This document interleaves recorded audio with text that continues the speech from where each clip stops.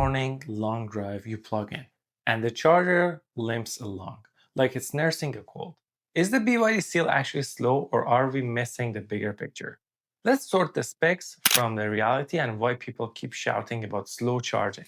What this video will cover and why it matters. We'll unpack the common complaints about the Seal's charging speed, explain why the spec sheet and real-world numbers sometimes look like different stories, and show the key numbers side by side so you can see the real. By the end, you will know whether the car is underperforming or whether the expectations and context are the real problem. BYD lists the Seal with DC fast charge capabilities that depend on battery size, roughly up to 110 kW for the small pack and up to 150 kW for the larger pack.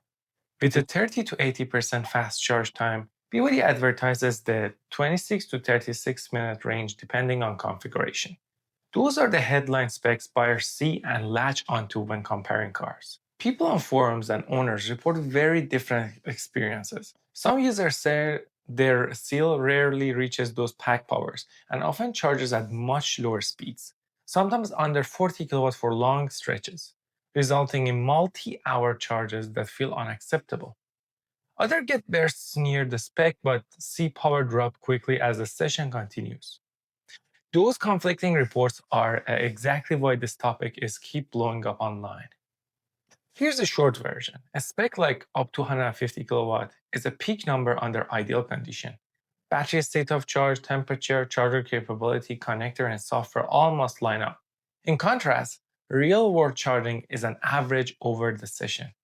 So a charger that briefly hits 140 kilowatt but spends most of the time at 40 kilowatt will produce a low session average, a long charge time. Sites that break down expected charge times show how average power, not peak power, determines how fast you really move the needle. Imagine driving into a high-value charger with 10% battery and the display promising fast charge. You plug in and watch power spike for a few seconds. Maybe even hit 100 kilowatt, then fall off to 30 to 50 kilowatt. You wait, and the car reports the charging will take hours. You check forums, and you find two camps. Those who say mine hits the spec, and those who say mine never does. This split story usually boils down to three things: the specific charger used, battery temperature and state of charge, and software behavior on car itself. The technical reasons behind the slowdowns. Battery charging isn't just push current in. There's chemistry and safety logic in play. Here are the major factors that throttle charging in real life. Battery state of charge.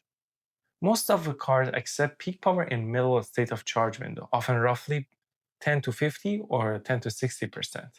Near empty or full, the chemistry limits how fast you can safely push current. Temperature. Cold pack accepts less power. Hot packs throttle to avoid damage. The Seal's charging profile will drop power if cells are outside their optimal window. Charger capability and cable losses. A network charger might be rated high but is sharing power, or the grid connection at the site limits the sustained output. BMS software strategy and over-the-air updates. The battery management system can reduce peak power to protect the cells or preserve longevity. Owners have reported that over-the-air updates change the maximum observed charging power on some Seals. A lot of frustrations stems from misunderstanding what 150 kilowatt really means.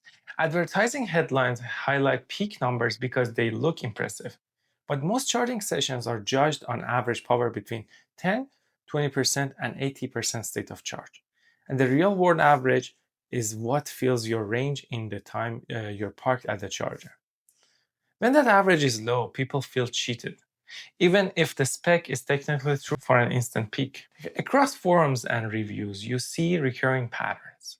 Rapid initial spike, then quick drop to mid-range kilowatt. Throttling after repeated fast sessions because battery temperature rises. Occasional unexpected stops or reduced power warnings that force monitoring via the app. Variations by model year, battery size, and whether the vehicle has received newer software. When you're making multiple fast charge stops on a long drive, the pack doesn't have time to cool fully between sessions. That leads to cumulative heat, and the BMS will lower allowed power to prevent damage. The result is a steady decline in session speeds as the day progresses, Exactly the slow and slower complaint many owners report. This is classic thermal management behavior, not necessarily a defect. Over-the-air updates lets manufacturers tweak charging behavior after the car is sold. That can be great fixes, optimizations, better safety, but it also means that the car that charged a certain way last month might behave differently today. Some owners reported a firmware update that reduced maximum charging power to protect longevity, which in turn stirred community outrage. That tension between protecting batteries and meeting owner expectation is a central piece of the Seal Conundrum. BYD uses its blade LFP architecture in many models, and LFP cells have different voltage profiles and thermal characteristics compared with nickel-rich chemistries. LFP's flatter voltage and thermal properties influence how and where peak charging can occur. These differences matter when you compare the Seal to other cars that use different chemistries. That context helps explain why the Seal might behave differently than a car with an NMC pack on the same charger. Anecdotes are powerful but noisy. The proper way to judge charging is to track many sessions with controlled variables.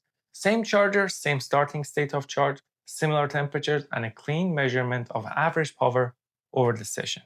When independent testers do this, they usually report lower average powers than peak spec implies. Exactly what EV databases and comparative reviews show. That's not just the Seal's problem, it's an industry-wide reality. Manufacturers and owners can both improve the experience.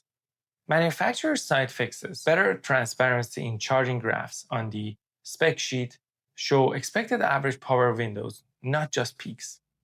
Smart thermal management that balances sustained power.